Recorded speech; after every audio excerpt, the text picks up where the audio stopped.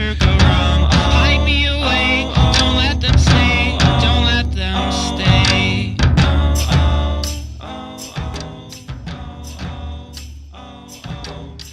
What I realized is that the older that I get, the less I care about vampires. Oh, I'm just the Wait, opposite, Kaya. Really? yeah. Yeah, I really, really love vampires. I I was super into it when I was in high school, but now, I mean, and this to clarify goes in, I think there is a very vampiric quality to the character Nico C that is in this section. And as I was rereading it, I found myself thinking like, I surprisingly don't care anymore. I just maybe not anymore, but I don't care and I just kind of want it to be like I want it to skim through it. But you find that as time goes on, you're more drawn to vampiricism. I like the Baronic, like Nico C. Like that's Mhm. my kind of vampire. Yeah. Like a cool, suave dude. I don't get into like the Justin Cronin kind of supernatural Oh, yeah, yeah. vampires, Some of those. or anything like that. But yeah, I kind of like the debonair, sophisticated man about town who lives forever. Yeah, the sort of Dorian Gray of it all. Yeah. Yeah. And yeah, like a year ago, I think it was when we were watching the new Sabrina, where that may be the last time where I was truly drawn to that. And then here I am just being like, like, let's get through it. Let's get through it. Wow. Wow. Okay, there's a lot to break down. This is the 2 month review if you're listening to it. The weekly podcast brought to you by Open Letter at the University of Rochester, in which we take a book or two, break them down section by section, talk, laugh, have a good time. This season, we are doing Rodrigo Fresán's Melvill, which is the second book of the season. If you go back, you'll hear about Herman Melville's Confidence Man. Anyways, I am Chad Post from Open Letter Books, joined as always by Kaija Straumanis, translator and senior editor at Open Letter, who Hello. like vampires. And Lori Feathers is our special guest this week, who is the co-owner of Interabang Books, is the co-host of Across the Pond podcast, and is one of the contributors and runners of the Substack Involutions of the Seashell about Miss Macintosh, My Darling by Marguerite Young. Welcome, Lori. How are you? Thank you, guys. Thanks for having me. I kind of feel like you kind of picked me up on a turnip truck or something. When I woke up this morning, I had no idea that I was going to be on a podcast with you. So this is delightful. And here you But go. honestly, who better? Because it was just over a month ago that you spoke to Rodrigo on Across the Pond. So, Which I mean, turnip truck or not, who more relevant? which I Well, I don't know about that, but we really enjoy talking to him. He's such a nice, good person and so fascinating. I can't wait. You guys probably have more of a sense than, of course, I do of what's coming down the road for him. But man, he's an exciting writer. so yeah, we have two of his books lined up, Mantra, and then God, I always forget the title of the new one. I always want to say it's Speed of Light, but I don't. It's That's not like I translated it roughly as the style of elements, but Will said right. it the right way, but something along that. I think it's a play on the elements of style. Got it. And those are both like 800-page monsters. And then he personally has a new book coming out, I want to say in April, that's about the Great Gatsby for the 100th year anniversary of the Great Gatsby. So yeah, so he has a bunch of stuff. But yeah, with the podcast, well, let's talk about the podcast first. That was the first place that he appeared for Melville, which I thought was really interesting. And that episode is noteworthy for talking a lot about The Cure and The Cure's new album. Yes, that's we didn't talk about the cure, I don't think, with Rodrigo, No, but he would but have had lots of opinions. he would have. I guess I didn't realize because Melville is the first book that I've read by him. And like I was telling Kaya before we started recording, I just bought The Invented Part. So I think had I read the trilogy that you guys published, I probably would have known what a huge influence. And I kind of got a sense like with the afterword in here, in Melvill. But yeah, it would have been interesting to talk about The Cure with him. I'm hoping though that he kind of intimated, I can't remember whether this was while we were recording or afterwards, that he was very fascinated with Vladimir Nabokov, and I'm wondering if he's maybe working on a book. A I don't Nabokov? know. Oh, every Yeah. one of these books has Nabokov in it.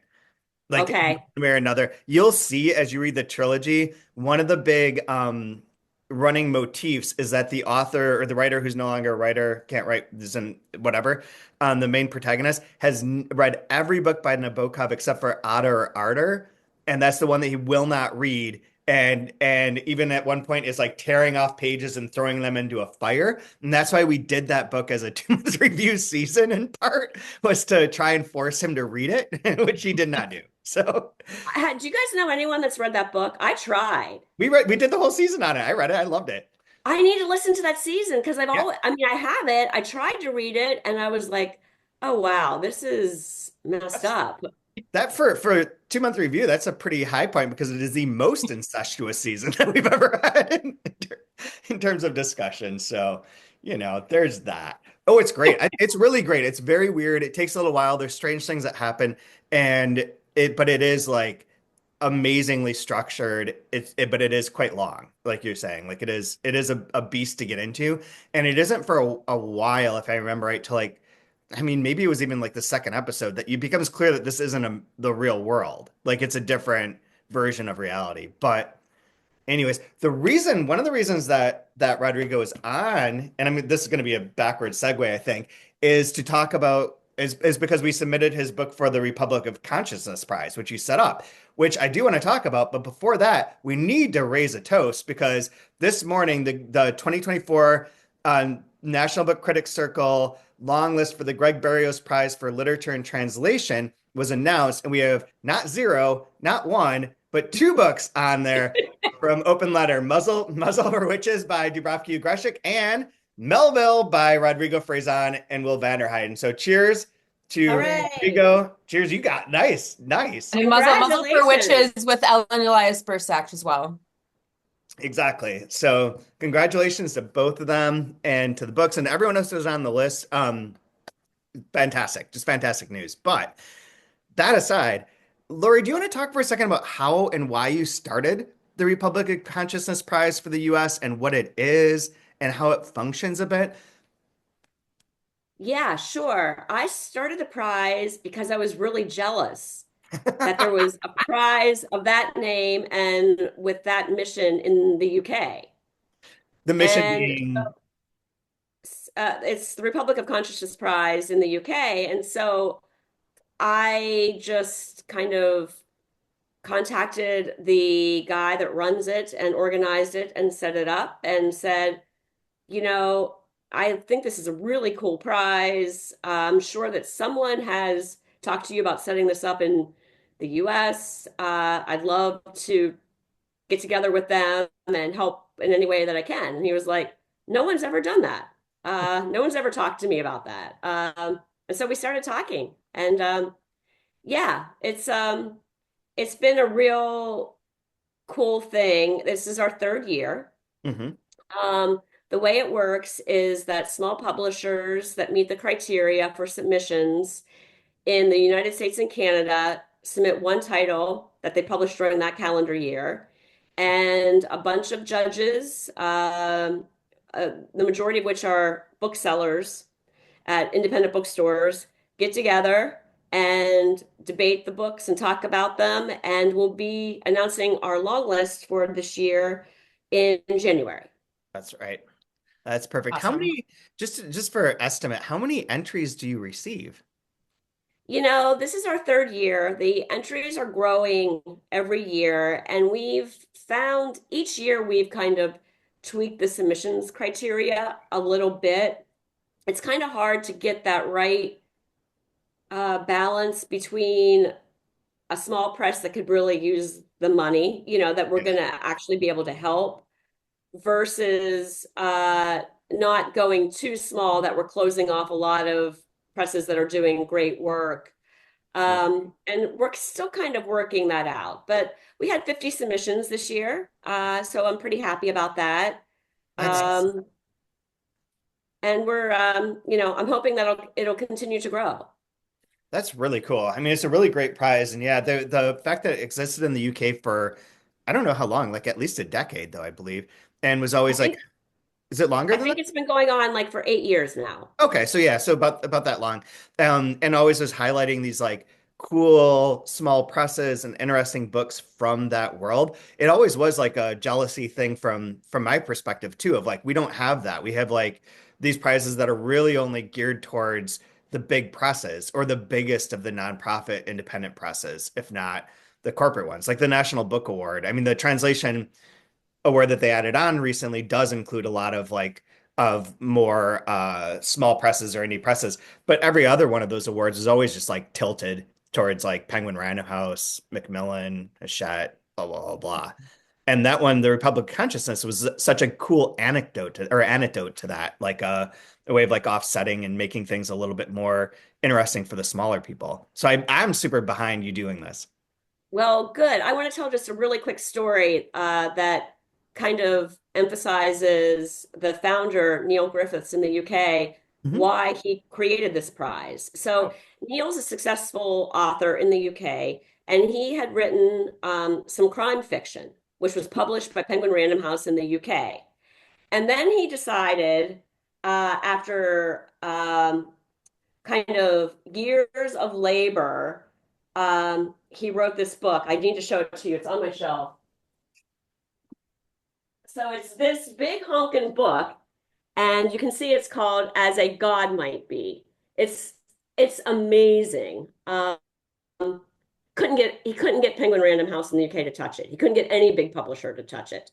So he finally published with a small press, but that experience like showed him like, why is it that, I'm kind of like a known quantity Yeah. in the UK, but once I publish something that doesn't really fit neatly into a bucket, then I can't get anyone to pay attention to my work. It's kind Yeah. of humbling. Yeah, for sure. That's really cool. I think the prize is great, and I'm excited to see the long list. It's always really interesting, and I appreciate greatly that at least some of the people who are submitted or the books that are submitted are featured on the podcast. Which, if you're not listening to, is a really great podcast to subscribe to. It'll be linked to in the show notes, obviously. And generally, you guys take like one book each week and discuss that along with like other news. And by you guys, I mean you and Sam Jorgensen from the UK. So across the pond is a very apt title. But you talk about one book with some other news and sort of notes of things, and it's a very like lively, fast-paced, intelligent, and deep books podcast. So I think it's great. Everyone should subscribe and listen to that for sure. Well, thanks for including the link because if you Google across the pond, I think You I think don't you get get like that. two guys talking soccer or something. That is the number one podcast that shows up for me every single time. I know. Yep.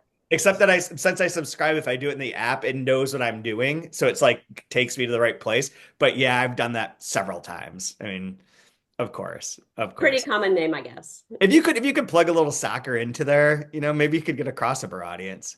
Just start with I some footy action. I would need you we need to bring you on as a guest because I know nothing about soccer. My knowledge is so haphazard and scattered. It actually probably would be pretty funny if you like try to use it as a soccer expert. Like, it would just I be have a quick, it would be a lot of like swearing at Manchester City and stuff. But anyways, so you've read context. the whole book. Oh, sorry. No, I just had a quick follow-up question. So did Neil what did his trajectory end up being like? Did he go back to just sticking with the crime novels, or did he stick with the non-crime? I don't know what Neil's writing these days actually because he's with the press or with the Republican Consciousness Prize and then he has Mhm. started his own press. It's called Weatherglass. I don't know whether you've heard of it in the UK. It's a great Um, name though. yeah, so it's a small press that he started. They're not eligible for the prize over there, I don't think, since he started it. But yeah, they're doing some good work. I think that one of their titles was picked up in North America by Coach House. Oh, Um, okay. the Sea something. I'm The gonna. Pages of the Sea. Yes, exactly. Mhm. Yeah, that some of that name looked familiar, and some of the other names looked familiar as well.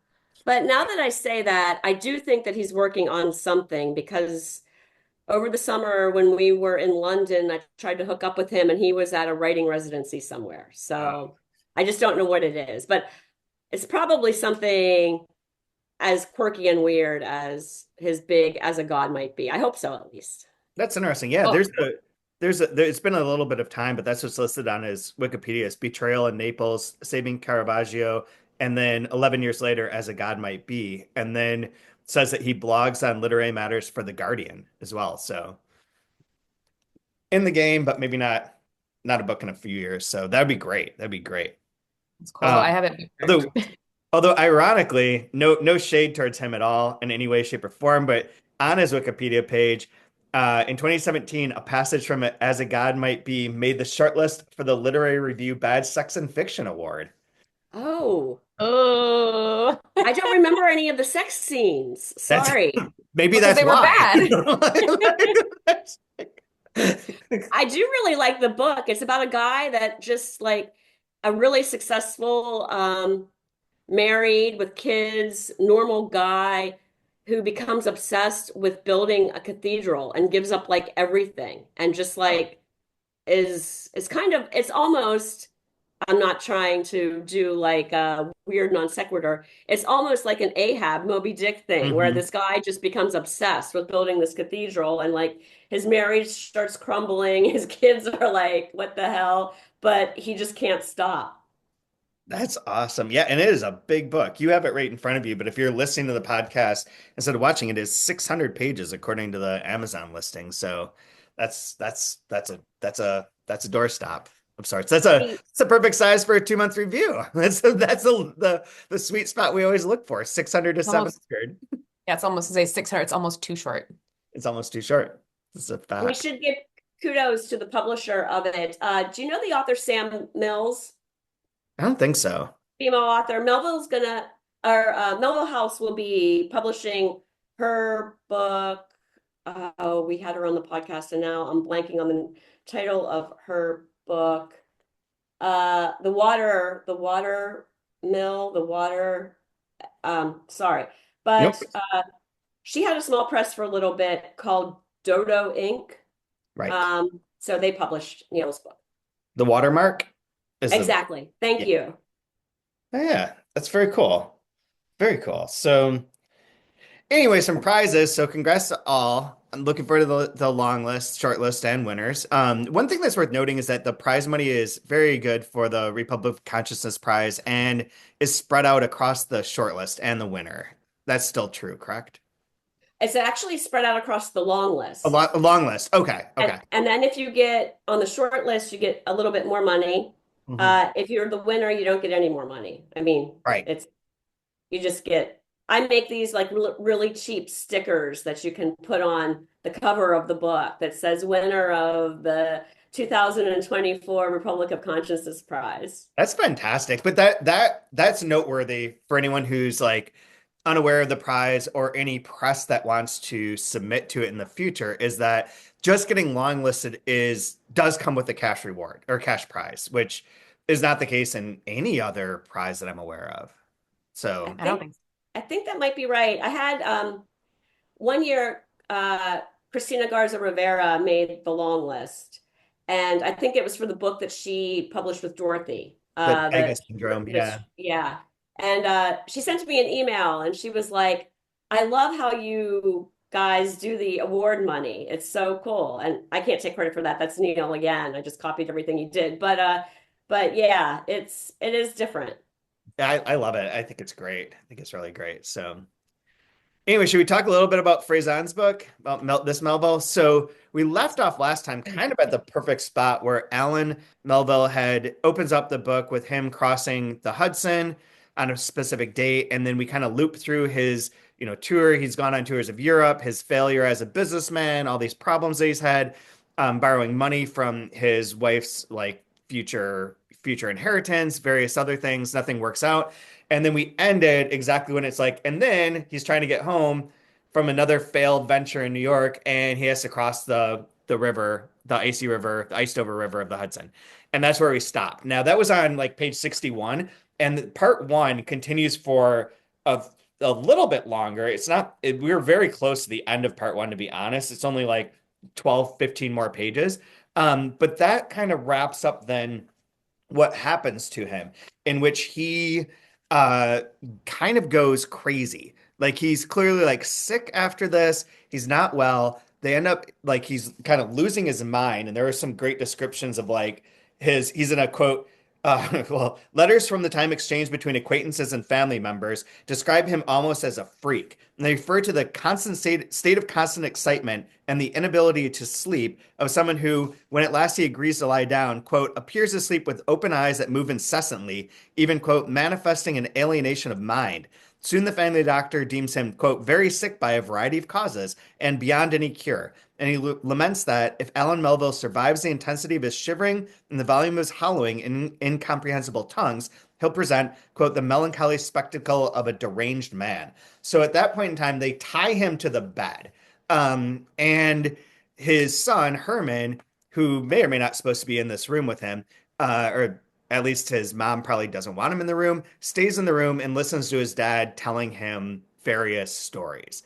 And we can talk about this part for a second because I have a few notes on it. But then what we will go into after this is part two, in which Herman Melville is essentially recounting the stuff. So we're kind of hearing like what he told Herman about his grand tour and his white delirium and his friends. But for now, in this part, like the idea of like being tied to a bed, you're like slowly going crazy and dying is kind of, I mean, it's a wonderfully like, Victorian 1800s sort of thing to it, but also like, it would kind of suck.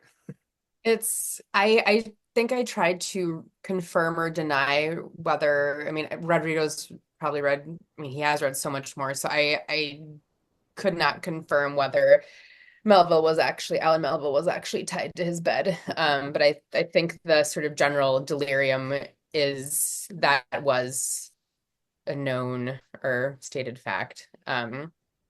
I don't know, but one of the things that I thought was in parts terrifying, but in parts also comforting, which made it almost more terrifying, is where Alan Melville is like, being tied to this bed and kind of slowly losing my mind. This is like the best time of my life, kind of. And I, I can't wrap my head around how I feel about that. Just to be locked up or just tied down and be aware of it, but also just give into it. I don't know. I don't know if that rattled anybody else's cage a little bit of just anxieties and Yeah, being tied to your bed would be horrible. And I mean, you get the sense that he's tied down there for quite some time. Yeah.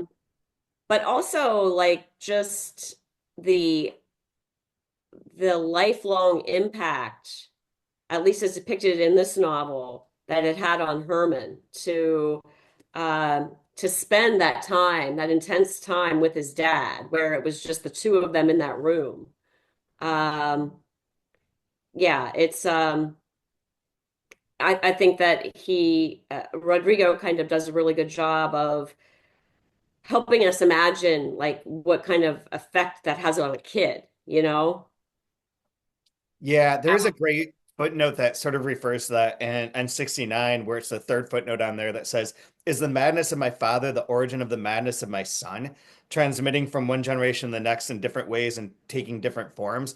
Like that sort of idea too of like seeing your father go mad and wondering like if that's like part of, nowadays we'd say part of your DNA, but back then it was probably more of like a little bit more wishy-washy than that. But like that idea of it being passed along and hereditary, alongside the idea that this book kind of presents of like these stories and these adventures and this kind of like narrative inspired in part by Nico C, is like also kind of hereditary, that Herman receives or inherits all these wild ideas and wild like experiences that can then inform his writing eventually, especially with like the Moby Dick side of things. And the obsession with water and ice. Jesus, so much. Yeah, the ice thing is great. And yeah, and so much water, so much water.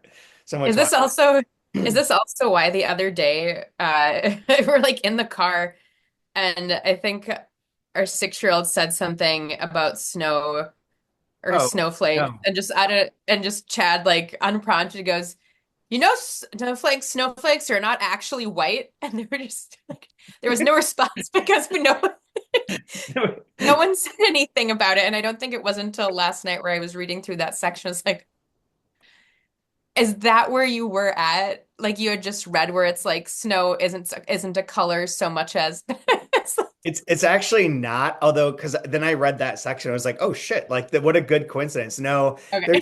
I clicked on something on Instagram and I get this email every morning called like interesting facts, and it'll be like the kind of like hook line will be like, what's the first color that babies recognize? And I'll be like, gosh shit, now I want to know. Or it's like, why do dogs lick you? It's like, like snow isn't white. And I was like, give me this. I have to know. And then it does show up in here that snow is obviously transparent. Yeah. Like the refraction of light that makes it look white, or like that, though, talking about the blue and the glacier sort of blue stuff is like all that, but it's truly like the transparency. And that, reading this, then I was like, oh, this is too coincidental, too spot on there. But yeah, no, that was just a random, Just like, oh, daddy's reading Melvill-esque things again. saying crazy stuff. The first color that a baby sees is red, by the way, or that it recognizes. So just for And anyone, why does a dog lick you? because you taste good, because of things you eat, or like the saltiness of skin, supposedly. I've always heard that dogs taste sweat not as salt but as sweet. Oh, interesting. Also, I don't know that any of these facts that are in this email are accurate. This could be just like some QAnon shit that I'm like not aware of. And I'm just like every morning clicking on it and scrolling through and being like, here's something I can drop into a conversation with my 6-year-old, and that will make me seem pretty bright. One of these days it's going to be like, did you know that the lizard people don't like soda pop? Yeah, exactly. Like, have you ever heard of Pizzagate? Like, I'll just be like, Or perhaps kids don't really need the polio vaccine. yeah, well, I mean, it's a nice vaccine, but I don't know about making everyone take it, Jesus. Mandates are bad. I do have to not to like go too far off on this, but in the If Books Could Kill podcast from today about the worst takes of 2024, one of the ones that they included was a piece from probably the Atlantic, who knows, just fuck the Atlantic anyways, but where it was basically like, RFK could be the greatest thing for our country if he just stops believing all this stuff that's wrong. Like, he'll be really fantastic at his job if he forgets all the conspiracy theory stuff. And like, that's a perfectly bad take that would exist in the Atlantic if it didn't already. But anyways, That's likely. I actually like the idea of being tied to a bed. I'm down for this. I mean, That should have been the opening. in a lot of ways, I'm like, sign me up just overall. But like, no, but at that point, just being like, you know what? I don't care. I'm clearly on my way out. There's some reference to like, if he lives, he'll be a maniac. Just be like, I've done stuff. I'm just gonna lie here and tell crazy stories. And like, I don't have to do anything. I can't move. I got an excuse for not working. Like, I don't have to struggle anymore. I can just lay here. That sounds kind of ideal, to be honest. I hope someone kept up the curl Well, okay. So that's one of the while he was tied to the bed. Yes, and that's one of the things that's important is he's lying in the bed looking at two pictures of himself, one that was painted much earlier and one that was much more recent, as a sort of referred to as like a before and after. Whoa, dog. Yeah. I had that open just a second ago, and now I don't know where that is. But oh, here it is. Yeah, Alan Melvill speaks to those two Alan Melvilles who, one beside the other, could be understood as similar to those ads and magazines that juxtapose a before and after to thereby demonstrate the curative effects of some new and miraculous elixir of more than dubious results. Just that in Alan Melville's case, the portraits were reversed. The first to be painted in smaller one, the before, showing the strong and healthy individual in excellent spirits, while the second and larger one, the after, offers a degraded man of a taciturn air. And to the before and after is now added a third portrait, a consumed and consummate now, Alan Melvill tied to the bed.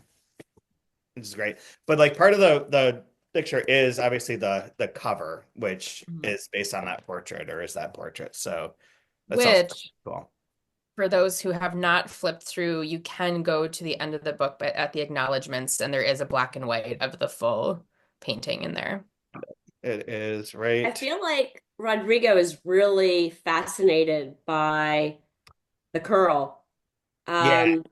And Yeah. he writes quite a bit about the fact that the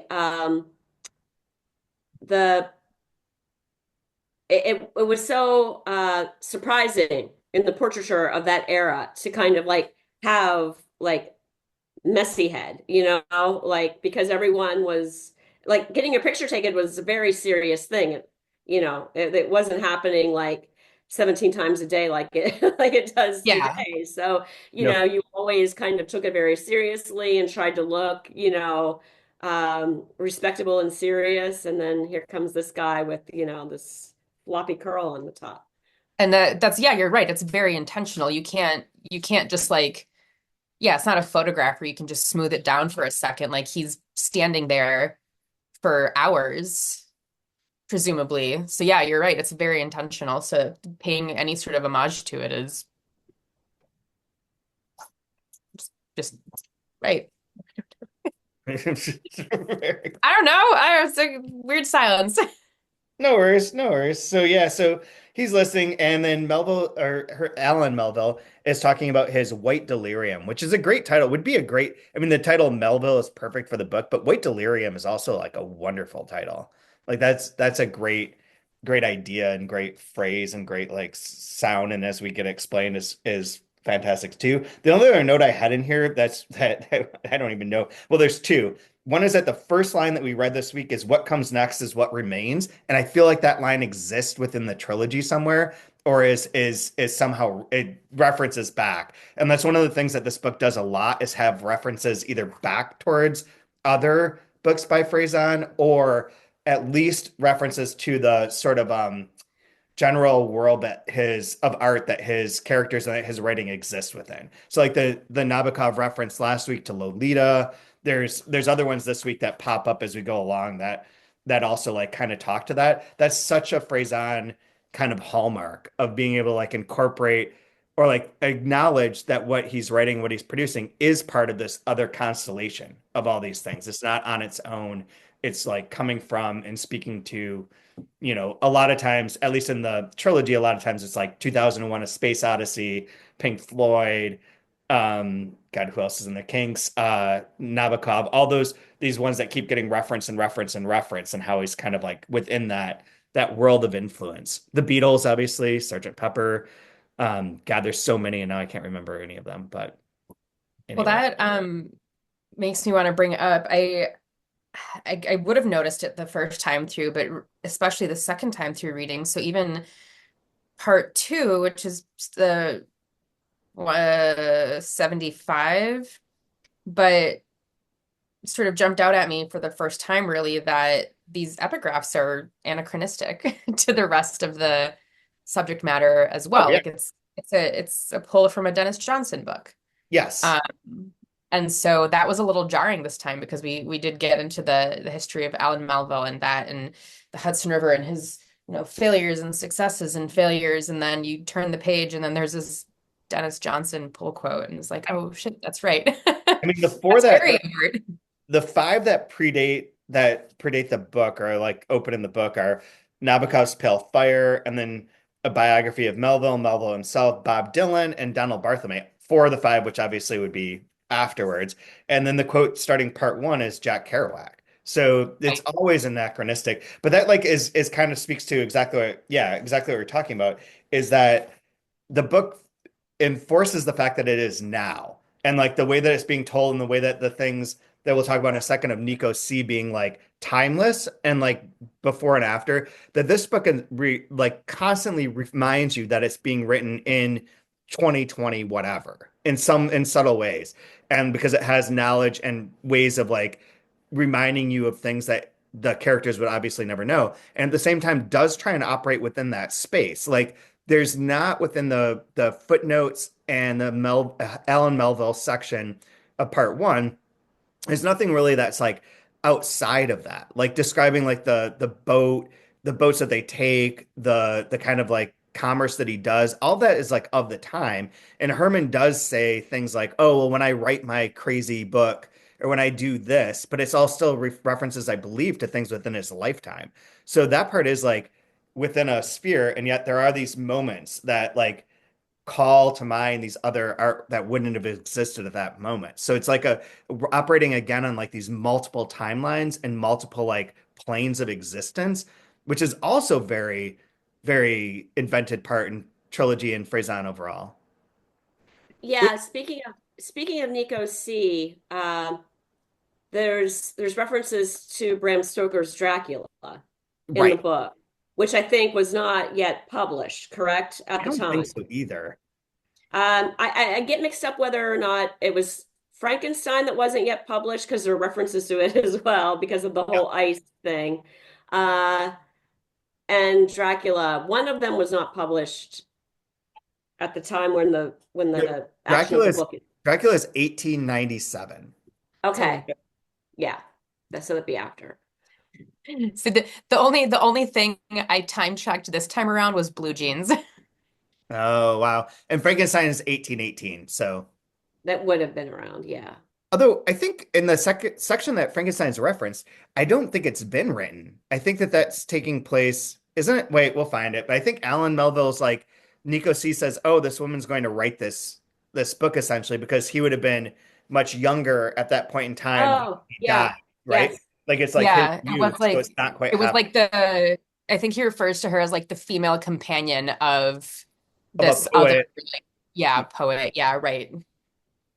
Little kind of misogynizes it a little bit, but not really also. Yeah, I mean, yeah. Oh, vampires. I'm gonna hit this one to show everyone who's watching that I need a refill of this really crappy cheap cheap wine, cheap champagne. But continue along those. So, oh yeah, also for what it's worth, Blue Jeans 1873. Um, so these I'm curious, so like Lori, you without having read other Fresán books, you are sort of already catching on to a lot of the referential and I mean and not all of them are spelled out as clearly as they are in the invented part. So I mean you're gonna be primed and ready for invented part when you get to it. I'm excited. I don't know how I mean, he's got to be brilliant, Frisson, right? I mean, how do you I would think that I've never tried to write a novel, but if you're going to sit down and write a novel, like your brain has to be kind of in one setting, time period, heads of the characters, and then just like it's like a tsunami of all this other stuff, like coming in from all different time periods and places. And it's just really fascinating how it all kind of it kind of there's like it's like a the core of the story is like a huge magnet, and all of these things that shouldn't like attach to it kind of do. It's really cool the way he does that. I'm gonna blow your mind because I don't know if you know this. So the invented part is written. There's 7 sections to it. Those are written simultaneously. Really? Yep. And he I he didn't talks know about it that. on the podcast, and there's like a article. I don't remember if it's in English or actually in Spanish where it's discussed as well, where he was writing it sort of in, I mean, in parallel across these seven things, and he just switched documents on different days and write like the different parts. So like, yeah, you're absolutely right. And also like his brain is, something else, like, like really, really, really like genius level to be able to balance all those things to switch. Like they're not like completely like, wildly disparate voices, but there are different approaches and literary techniques going on each of those. He mentioned on your podcast, I mean, two things they mentioned on your podcast that I think are worthy of noting. One is that when you were asking Kai about Alan Melvill being tied to his bed, Mhm. the book that inspired him to want to write this is Andrew Delbanco's book on Melvill, that includes a section on Alan crossing the Hudson. And then he tosses off, and I think it's an invented part, he tosses off the idea. There's a section that you'll get to when you read that, in which the writer is like not like thinks he's having a heart attack. And he's like, if I die now, I'm going to the hospital. If I die, here's all the things I didn't write. And he's writing down all these like ideas. He's like, suddenly I have ideas again. I'm not blocked. I can write. And he's having all these ideas. And I think that when the seed for Melville is just tossed off as one of those notes. And that's why he didn't want anyone to take his book of writing about specifically Alan Melville crossing the Hudson was the big central image to this. That's why I'm hopeful, because you guys have confirmed for me that there's heavy Nabokov in all of his books. I'm hopeful that there's like he's planted some little seed that he's gonna go off and just kind of do a Nabokov thing, but we'll see. Yeah, I mean, in some ways he always kind of is, although it depends on what you're looking for with that too. Because there's so many Nabokovs in a lot of ways. There's the Pale Fire, there's the Lolita with the tricksiness, the Otter Ardor, but then there's like those earlier books like Laughter in the Dark that are like really like heart-wrenching and like deal with like point of view in ways that he sort of does. Although Rodrigo's always more meta and more like that's evident, whereas Nabokov is, but it's always hidden.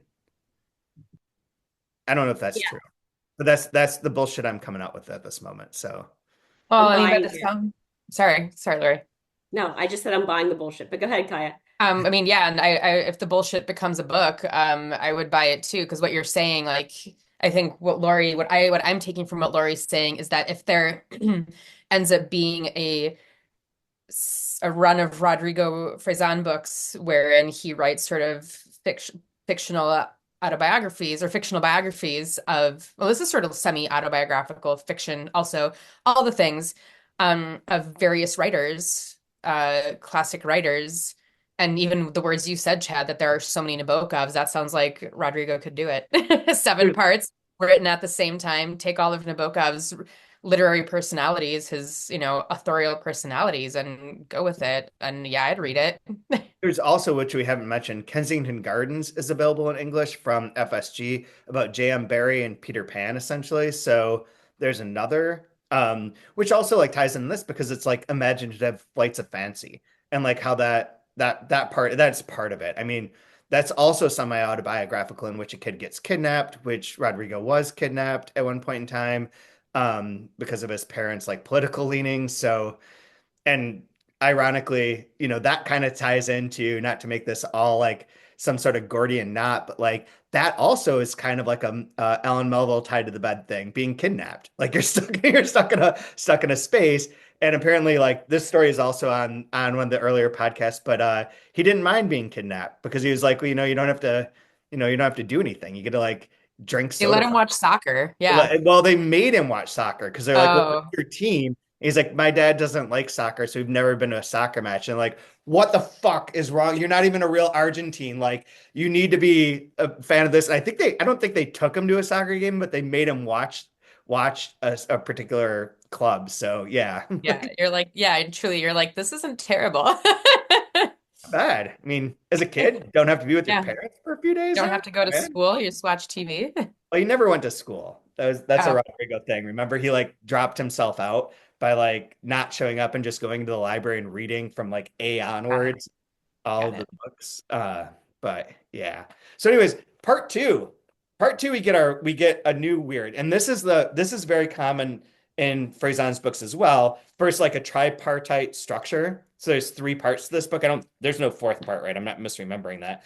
Um, so there's 3 parts. There's kind of a transformation in between them where they each kind of like read on their own or with their own set of rules for like how they're going to be written and presented. And in this case, the second section, which is called Glaciology or the Transparency of the Ice, what we have is Alan Melvill telling Herman all this stuff while tied to the bed. And their footnotes are gone. There's no more footnotes. There's no more Herman like responding to this kind of like the like objective third person sort of recounting of Alan Melville's life. Instead, we have Alan basically telling it and then commenting every once in a while. He's like, "Hey, Herman, you don't have to write down all the names of the books. Like you could just like write down whatever, but here's like a notebook to take notes on like me telling you these stories about my grand tour of Europe and like these things that I've seen, particularly related to a mysterious character named Nico C, who just appears within the telling of this with no explanation for like 20 pages. And then he's like, I guess I should explain who this guy is. It's like, and he doesn't. Like, really. Just gets into some homoerotic European Baronesque vampire stuff. Oh, yeah. Yeah. So you're not into like True Blood right now? I mean, it's been a while since I started watching it, but no, I think whatever it is, I don't know. That's interesting. The winter of vampiric discontent. I don't know, but right now they're not doing it for me. Vampires are not doing it. Sorry, vampires. Try reading The Historian by Elizabeth Kostova. Funny. Oh no shit. Okay. Yeah. A key sponsor of Open Letter Books Bulgarian Literature Series. Shout out. Just so happens. Okay. Yeah, that book is fantastic and really scary. Okay. I will add it. I'm gonna add it to my notes right now. I think you will be back on the vampire wagon. Oh, shoot. I need to get there's a vampire wagon. A wagon of vampires. A wagon of vampires. I guess you guys probably, I don't know how this book came into you as a submission, but I've got to believe that part of you was relieved when section 2 didn't have footnotes. Oh, I mean, yeah, yes. Yes, and just a couple nights ago I heard Chad being like, I'm so close to being done with the footnotes right now, but spoiler, they come back. Not to the same degree. No, not to the same degree. But I mean it's kind of nice. Like I feel like so this time around I am grateful for the footnotes because I am looking for those Easter eggs that, we sort of have been talking about, especially after reading Confidence Man and hearing Brian and Chad more talk about Melvill, because I am not as widely read and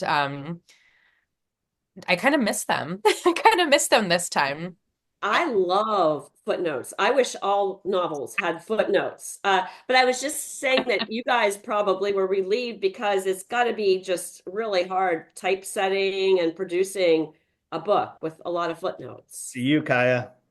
Oh, in general, it is, I think in general, it is not hard. You do have to play around a little bit with certain elements, but the thing that was the hardest for this book was the different symbols that are used.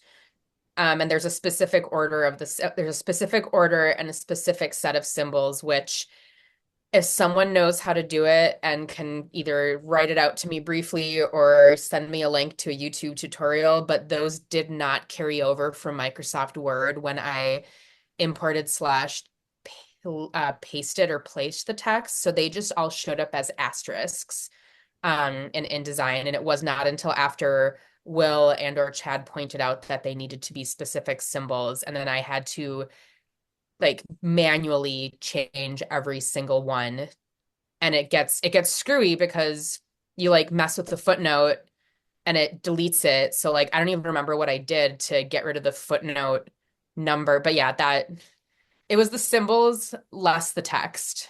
Although there is like in the section, I think he references it on your podcast, but it might have been somewhere else where there's like a specific, the ending part of this, the ending chapter, the ending pages of this section, the footnotes are so long that they don't really, there's almost no way to match them to the pages. And he's like, all my publishers hate me for this. Like it drives them crazy because you can't, it's just, it doesn't fit. Like there's just the footnotes are too big. He's like, I kind of wanted them to take up almost the whole page. And like, that is true on many of that last like 5-page section.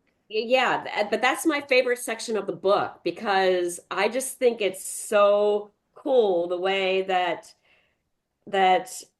the that Herman's voice, which was footnoted, then becomes the the text proper, and talking about the typeface actually growing and getting bigger as his voice gets bigger and taking over the novel. I love, love, love that part. I really love the footnotes, the existence of them in this book, and the fact that it is that dual narration. I think that's wonderful. I'm really into that. I want to say something about that in a second. The thing that you heard, Kyle, I was like, I'm finally done with them. Again, was the fact that I can barely read these. Like, I have to like like really concentrate with my eyesight to like, get the words. So I'm just like, once this is over, like, oh, it's like a relief. Like if I had like the ebook version or something so it was bigger, I'd be like, oh, this no big deal. But like trying to read Yeah. it in these pages, I was like in the gloaming essentially of like a barely lit area. I'm like, this is torture to my eyes. But what I do think is really interesting as a segue into part two is that Alan Melville references this where he's like, well, I'm going to sometimes be speaking as a he, as a third person, and sometimes as an I. And I'm floating in between this, like, here's like, a objective sort of like third person narrative. And here's parts where it's just me talking. And so again, there's like not a dual narration as much or as explicitly as in part one, but there is something to that kind of like bifurcation or split.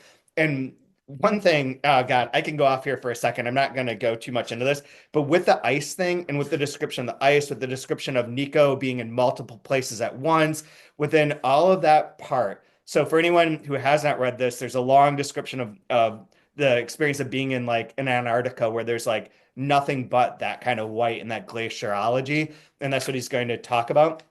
And then Nico C, who is a character that we can really dive into, is maybe a vampire, maybe a time traveler, maybe a bunch of different things. At least at this point in time in the book that we're reading, or the section we read up to, appears, they're like, sometimes he's in like two places at once and cross continents, blah, blah, blah, blah. This is very Against the Day by Thomas Pynchon. There's a whole like 500 pages of that book that deal with this idea of like light going through certain like a certain structure, like chemical structure and like whatever that bifurcates it and that creates things in multiple places that are happening, very like quantum entanglement. And that's one of the things where I was like, this, I don't know if it is in any way related necessarily, but I know that Rodrigo is a Pynchon fan to some degree, and this section did hit me like that, where it's like, oh, that's right. I remember all this stuff from Against the Day about this kind of weird way that light can work, or that you can think about it and use it in fiction to cause that kind of like things happening at two places at the same time, or at different chronological times, but the same page. Interesting. Yeah, I'm time travel. I'm time travel in multiple timelines. I'm into that. This is the MCU. This is the run Yeah, Fresán, the FCU, no, FBU, Fresán Book Universe. the FBU. Yeah. That sounds like a slur. So I'm not sure Yeah. if we should use that one. Like a little bit like I'm gonna get in the FBU soon. FLU sounds like a Florida college team for like Fresán Literary Universe. Oh, FLU. FLU. Yeah. FLU I mean, work. it sounds like a Florida college team. Yeah, yeah, I mean, they're not that bad. Um, anyway, so Alan talks a lot. He's the two characters. I think I want to ask you, Lori, what do you think about Nico C? Let's just focus on Nico C. There's a lot of like great writing in here that we could go over, but to kind of like get to the whale, so to speak. What's your do you want to describe him and like what his role sort of is? Well, I think that he totally kind of ruins Alan Melville's life, right? I mean, that's kind of the sense that I get. Like he goes to Europe, has this meets Nico C, and Nico C hangs and runs with, these other beautiful people that seem to be money is no obstacle. They're worldly, and he kind of discovers kind of that Nico C is immortal. One of the things that I love the most about Nico C is that he's got this attitude where, oh, you humans, you think that we're all so sad and we wish we were human, and that we don't like being immortal and living forever, but really it's awesome and you should do it too. And at the end of the day, Alan Melvill decides not to become immortal, become a vampire, but then he really is never the same again. I also like the fact that Nico C is none of the Nico C part is like Nico C running around trying to bite Alan Melvill in the Yeah. neck, or it's not any of those like super obvious or conventional vampire tropes. Hmm. No, but he's much more the vampire seducer. And what's interesting, you were talking about Dracula earlier. I'm 99% sure it's in the third part and the remembered part of the trilogy, in which Dracula is one of the texts for that section, along with Proust, obviously, but is treated as a real estate novel, essentially. That's a book that's really about like London real estate and some bit. And this is the vampire novel in which there's the seductive side to it. Like their dance at the ball is really like you said, homoerotic. There's like an air of seductiveness to it. The kind of things that he tells him, the sort of ideas and like adventures that he sort of relays, those are all really like kind of, I mean, appealing. So like you say, he's not running around and like biting any necks, but he is like sort of the opposite way of like enticing people, which also isn't that like a traditional vampire, like their what do they call it? Not charm, but like their ability to Yeah, like I sort think it is of, charm. it is charm. I think so. Sure. I Yeah. don't know. Well, I have a question that I don't think even, I mean, I don't, I wasn't able to answer it for myself on a second read, but why, like, unless you guys noticed the answer, but if you didn't, like, why do you think Nico C chose Alan? Like, why Alan? The curl. I was thinking the same thing. He does say something. It's Yeah, here. There's It's there's that a line. curl. it's that Yeah. curl. He says, That where is it now? well, that one that well, Chad looks for it. That would then also answer, at least in the world of the book, why it was important to Alan to have it included in that portrait. That's his little flag of immortality in that. A painting that reminds me so much of that curl on your forehead, my dear Alan. So maybe. Yeah, it's Got just sharp a little it's teeth. it's like a little affectation to show the world, like, or maybe it's Alan's own little secret to himself, like, yeah, I once lived kind of on the wild side. I'm not just a New England Puritan. Yeah. Yeah, very I much. I will say it in that case, I do like the idea that a vampire or someone who has, vampiric qualities can see something like a cowlick and be like, "What's a cowlick?" Like that's so peasanty and random. I love it. I'm obsessed. And Like, yeah, his the like to back up this vampire immortality thing, there are references both to Nico C's image existing in like ancient like statues and whatnot. And then also like he like we said, like the Frankenstein bit where he says like this is I just had it open a second ago, but he's referring to things that have not happened yet. And Alan repeats them in this of like at some point blank blank blank will be the case. And there's a bit like in terms of like references that this book sort of points to outside of itself. There is like one section that was like, oh, this feels very Billy Pilgrim Slaughterhouse Five-ish, which I know is another touchstone for Rodrigo, where they feel like they're like, forget about chronology, forget about any of that kind of stuff. Like we don't really need that. It's right here on 118. And I, Alan Melvill, drink and inhale. Death to the chronology, Cosmo the Magnificent 2 exclaims as a kind of toast. And that sort of comes up with one other there's another point where that pops up too, where they're just sort of like, oh, sorry, same paragraph. So in parentheses, death of the chronology, Cosmo the Magnificent 2 exclaims as a kind of toast. And then everything experienced up until that point on my grand tour seems to rearrange itself, like postcards being shuffled with the same deftness that others devote to illusionist illusions or games of chance that are never that magic or that random. There's no trick here, nor was there one there. And suddenly I felt as if the entire history of the human race was tattooed across my face and was at the same time my own history, which is sort of Trafalgarian in the sense that everything's at once and you can shuffle things and move to a different point, that all of that's happened and is always happening, and where you are now on that timeline isn't fixed by a linear forward and back.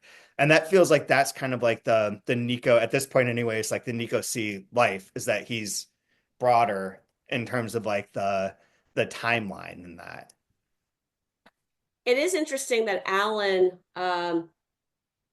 even though Nico C doesn't feel that predatory, Alan like feels the need to like run away, like to hide, to like secretively get birth, get a birth on a ship and go back to North America and in secret, because he just doesn't trust this guy, I guess. And yeah, kind of the effect that he has and continues to have on his life is like in 119. The overwhelming idea of Nico C occupying every last corner of my thoughts, a being so extraordinary and enigmatic, arousing a curiosity and fascination I'd never felt before. Yeah. So that's kind of, he's trying to run from that, but I don't think he succeeds. Yeah, yeah, absolutely. Other we can just oh go on, Kai. No, I was gonna say, and just to put it into a different context, imagine as either as character as or as real life person being Herman Melville, and your dad is telling you all of this from his like tied down deathbed. Like, what the hell? Yeah, that's where like the That's insanity. wild. Wild. Like, can you imagine one of your parents being like, let me tell you about my trip to Europe? And you're like, that is not what I was expecting. I was expecting like drunken nights and maybe a prostitute, but not any of that. And that's where like this book plays with like obviously it's fiction, obviously this isn't a real like history of things, but does play with that tension between like madness and invention. So like if there is like if you take this at face value that Alan Melville is telling this story and that's real, that's crazy. And that the world that you think is real is not real. Or is it doesn't follow the rules that we're commonly, told to follow. Like time can be shifted, all sorts of weird things. Or you see it as like, that's madness. He's just saying this crazy shit that never happened. That's like all invented out of this fever. It's like truly a fever dream of like a different life. But then the kind of like corollary to both of those is that it's incredibly imaginative. Like if you place this back in 1831 or whatever it is, like any of the things that he'd be saying, if you take it at face value, are wildly science fiction like. And if it's like a madness that like cracks open a sort of way of saying things that aren't real, that's also like kind of wild and like world breaking. Like none of these things like follow like there's like something there, that spark, that sort of extra that Rodrigo always sort of circles around as to like where does that come from? Like how do we create these new ways of telling, these new ways of envisioning things? And here's kind of like either like, immortal time traveling vampire or like, a delusionary, like a delusionate, Did he freeze this time? based on like, yeah, on it.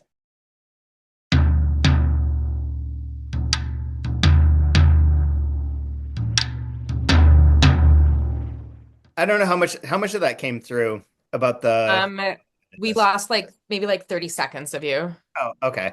I mean, basically, like that there are that ways in which the world is broken, and the idea that Rodrigo circles around of like where does the spark of like creativity and like new things, new ways of telling, new ideas come from? Like where is that? Where is the invention? Where is the dream? Where is the memory? All those things from the trilogy are kind of like come together in this idea of like either these, if you take it at face value, these things happen, they're crazy, or he's insane and sick and is still like making up something that would be like life altering if you heard it. Like as a way Yeah. of like of something that's so creative and so beyond like what your normal day-to-day world is. Isn't it one of what Rodrigo's lines, the like a story about how stories come to be written? Yeah, and yeah, absolutely. And there's a line in the earlier in part one that's sort of related as well, in which it's in the footnote that says, nope, thought I had it, but I do not. The way only a writer who no longer writes because nobody reads him can is another like very invented part sort of line. But I got a couple quick hitter ones before we go. Also, there's a line on just of references and stuff. This is what I've been marking down. 122. Do you dare enter? Do you have the courage to cross over? Nico C smiles and points to at the whale is a very Twin Peaksy line. Especially Twin Peaks: The Return, where they cross over in the last episode, but also the Red Room. The Billy Pilgrim one I mentioned. Uh, this is scuba gear. That doesn't really matter. Um, the Masquerade. So 110 and 111, it was Nico C who explained to me that countries are nothing but different masks for trying in vain to hide the true face of the world. And then on the next page, like, either way, because now it's time to give an account, ellipses and advances and retreats will abound, Herman, that you can indicate or not using suspension points as if leaping from one to the next, as if there are stones in the narrowest and shallowest stretch of an already melted river of a future summer, of the phantasmagoria and masquerade in my days and nights with Nico C on the Grand Tour. So long ago that it seems as if right now is another like Melvill sort of nod to the Confidence Man. And then my favorite random things along these lines is every tale of a journey is a deception is 1000% my fun facts hide a lie. That's the same line in a different context. Every fun fact hides a lie. Every tale of a journey is a deception. Do you have confidence in me? Do you have confidence? And Alan did not, and Nico, right? Like Laurie said, he got on a ship, got the hell out of Dodge. So do you Yeah, guys have I a favorite? kind Oh, one sec. no, I didn't mean to interrupt. You guys have probably seen Dracula, the one with Winona Ryder. Oh, so long ago. I have this image, and I think it's from that version of Dracula where the coffin is in the bottom of the ship that in the it gets unloaded and then gets on a carriage and goes the whole way up to the castle in Transylvania. I almost thought that Nico C was going to be down in the bottom of that ship and pop back up again in North America, but Ugh, alas, he does not. That's so ugh. funny. That movie, man. Winona Ryder was like 13 in that, wasn't she? I don't know, but it was a long time ago. What I do know, I don't remember what actor was who played opposite her, but I do know because this was an assigned movie in a class in Germany I took, that they hated each other. It's Oh, Keanu Reeves. yeah. Was it? Yeah. Maybe I'm thinking of the wrong movie because I thought it was there was an like much older gentleman who she played opposite. Gary Oldman. I I personally don't think know. it'd be easy to hate Keanu Reeves, but Yeah, I might be misremembering, but that I thought that was the one fact I learned because there was some scene where I was like, they're phenomenal actors then because you would not know that she would rather probably stab his eye out than, It should be be that close to should have been it's 21 good when it acting. came out. 21. Yeah, it comes out in 1992. Just Hmm. FYI, but and does have all those people in it. So, do either of you have a favorite line from this week? Kaya does. I kind of does. Um, I do. Alex has my iPad. So one of them was the death to the chronology. Cosmo the Magnificent the second exclaims as a kind of toast, and the other one is a footnote, and I forget what it is now, but it's there's like a I think it's the same knife that Alan tries to use to he claims to cut to extend his lifeline on his Oh palm, yeah. where Oh I think the footnote that Herman is saying it's the same knife that he keeps in his desk now and something about like the number of times he's had to like the same knife that he has wanted to take and like stab apart books that he's read from other authors who he's hated their books. I'm like, I don't know. I like the concept of having a book stabbing knife. The fact that it's a kettle-on knife is interesting too. Yes, also. I put an exclamation mark beside this passage on page 98. This is Alan talking to Herman. And I hope that these lists of slightly capricious information regarding the capricious behaviors and variable tonalities of ice don't have a toxic and deforming effect on a mind in formation such as yours. I love that. And then when you think about Moby Dick, of course, it's like, oh yeah, it kind of did have a toxic and deforming effect in all the good ways that we think of it now, but maybe not at the time it was published. It might not have been thought as a very good asset. True, true. I have two that I can't decide between. One is, and this is from a footnote right at the end of part 1. And all books will be one because they'll tell a single plot that will include simultaneously all stories, which is great. And then on 81 from Alan Melvill, to be a good character despite my bad actions. Like that's pretty much a good life motto to live by. Yeah, that's a great line. Valid.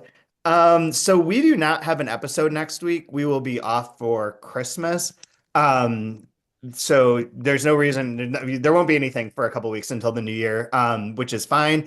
And I need to figure out how many pages we read to for the next one in 2 seconds here. But generally speaking, if you like what you're hearing, rate and review us. Again, there is the top feed. There's a note in every one of these that tells you which feed to subscribe to, because if you're on the wrong one, it will be going away at the beginning of the year, at the end of this season. So you'll have it through there, but do subscribe to the other one.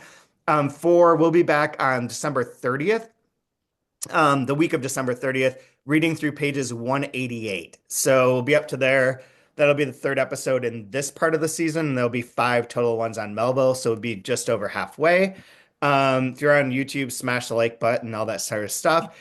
If you are listening to this now, also subscribe to Across the Pond and Involutions of the Seashell, and pay attention to the Republic Consciousness Prize US, which will be coming out with a long list in January. Anyone have any final things you want to plug or ideas? I just want to plug, if I may, we'll be having our Zoom party for the Republic of Consciousness Prize long list sometime at the end of February. Nice. I don't have the date well, maybe I do have the date in front of me. I'll tell you and you can post it. The Zoom link will be forthcoming once we have that long list developed. But that's always a fun thing where the publishers and the authors and, if applicable, the translators, all of them that made the long list, come on and read from the book and talk about the book, and the judges ask questions, and it's a really good time. Excellent. Oh, cool. Excellent, excellent. Speaking of things happening in the future and time not being a flat black circle or whatever, there is, because this keeps coming up in my life, and it is so perfect for this season that I wish it already was out. There's a new book by Stuart Home, author of 69 Things to Do with the Dead Princess, called Fascist Yoga, Grifters, Occultists, White Supremacists, and the New Order in Wellness. That comes out in May in the US and is about the world's first modern yogi, a Californian escapologist who added some Hindu fairy dust to gym and circus exercises. Ever since, the world of yoga has been full of grifters, occultists, and white supremacists, all out to exploit and recruit via the medium of exercise. From cult leaders to brainwashed followers, TV celebrities, and fake gurus, the story of yoga involves some of the strangest currents in humanity. And if you're listening to it and liking this season, I think you should pre-order this book, because it seems like 1,000% right down the middle of this grifting plate that we're on. Namaste, man. Jeez.